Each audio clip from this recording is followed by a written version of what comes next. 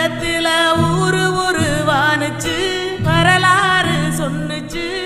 ஊரு மட்டும் இருக்குதையா அற மட்டும் காணல போன இடம் தெரியல.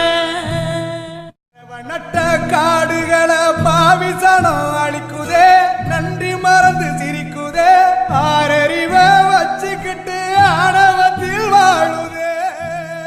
போல தண்ணிக்கும் எல்ல கோட்டை போடுற வறும கோட்டை வளர்க்குற இயற்கையத்தான் பூட்டி வச்சு பொம்மையாக்க பாக்குற அடிமையாக்க நினைக்கிற.